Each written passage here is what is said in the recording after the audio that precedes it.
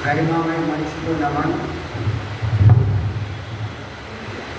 और सम्मुख उपस्थित सभी कविवर, साहित्यकार, साहित्य प्रेमी, अनुरागी जनों को मेरा सादर अभिनंदन है। आप सबका स्वागत है। नारायण पाठक जी ने कहा कि मैं पंत जी के बारे में कुछ बोलूं।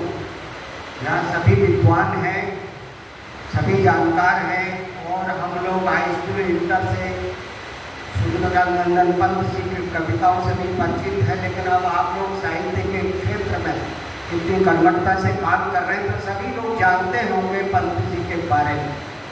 लेकिन मेरा एक आपका भी अपना दृष्टिकोण होगा, मेरा अपना जो विशेष दृष्टिकोण है जिसके कारण मैं उनको बहुत विशेष पाता हूँ, तो मैं आपसे साझा कर रहा हूँ। ये तो आप लोग जानते हैं कि छायावाद के 4 प्रमुख स्तंभों में पहला नाम पंत जी का आता है, पंत प्रसाद निराला और महादेवी वर्मा।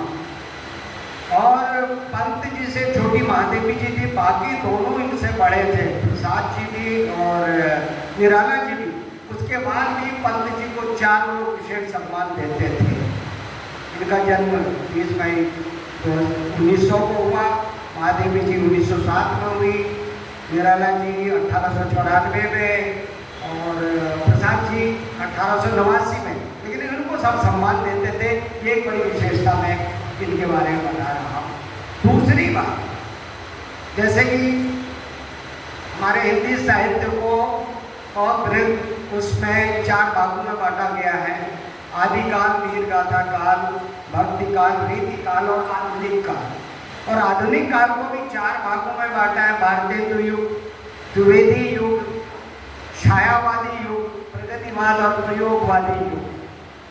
अब विशेष बात यह है, छायावादी द्विवेदी युग महावीर प्रसाद द्विवेदी जी के नाम पर, जो कि गद्य के सशक्त हस्ताक्षर थे और गद्य में व्याकरण की अनिवार्यता को बहुत अनुशासन के साथ स्थापित करने वाले व्यक्ति थे। और दूसरे स्तर पर लोग उन्हें शुष्क रचनाकार भी कहा करते थे, बड़े ही क्रूर समीक्षक भी थे।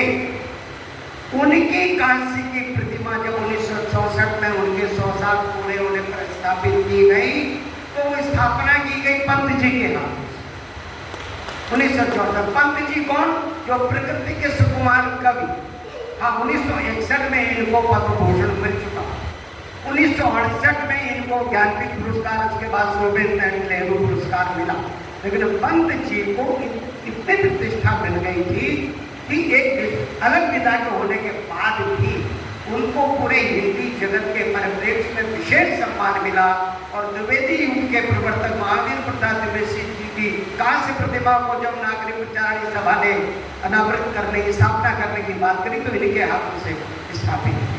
दूसरी बात, पंत जी यूरोपियन कवियों की अगर बात करें तो विलियम वर्ड्सवर्थ, टी.वी. शेली और कीट्स, इन तीनों के समकक्ष अकेले भारतीय कवि कोई अगर है वो पंत जी हैं, सूर्यकांत पंत। एक और बात, जब ये अल्मोड़ा आए तो 18 वर्ष की उम्र में बहुत अच्छे साहित्यकार, नवीन धारा के लिखने वालों में इनका नाम चल गया था बहुत अच्छी तरीके से। और ये मार्क्स और फ्राइड के भी संपर्क में आए, उनकी विचारधारा से प्रभावित हो गए।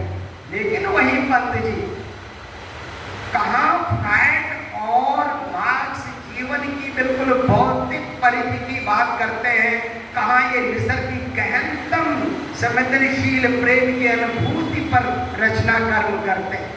तो विरोधाभास था, लेकिन इन्होंने विरोधाभास आने ही नहीं दिया, अपनी रचनाओं को प्रभावित होने ही नहीं दिया।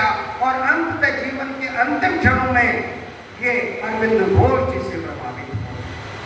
तो 77 वर्ष के जीवन क्रम में इन्होंने केवल कविता लिखी नहीं, कविता के पीछे जो दर्शन है, जीवन का दर्शन है, उस दर्शन में अडिग रूप से खड़े रहते हुए भी उन्होंने अपने ढंग से, अपने ढंग को प्रभावित नहीं होने दिया। हाँ, निराला जी मार्क्सवाद के प्रभाव में निराला जी प्रभावित हुए, और उन्होंने लिखा वो इलाहाबाद की सड़कों पर वो तोड़ती पत्थर। दूसरा, अबे ओबे सुरबे गुलाब, भूल मत कर तूने आए खुशबू रंगो आप, डाल पर मैं उतरा रहा बन कैप्टन, खून चूसा तूने खान का अशिष्ट, डाल पर उतरा रहा बन कैपिटलिस्ट। ये रागा भी छायावाद के कवि होते हुए इस प्रकार की रचना करने लगे थे, लेकिन पंत जी ने नहीं, जो मेरा प्रकृति से नाविनाल बंधन है, जो हमारी संहिताएं कहती है, जो हमारे देश की ऋचाएं कहती हैं, उसी नाविनाल बंधन पर स्नेहपूर्वक लिखता रहूंगा और ये उन्होंने अंत तक निभाया। मैं यही विशेष दृष्टिकोण पंत जी के बारे में रखता हूँ।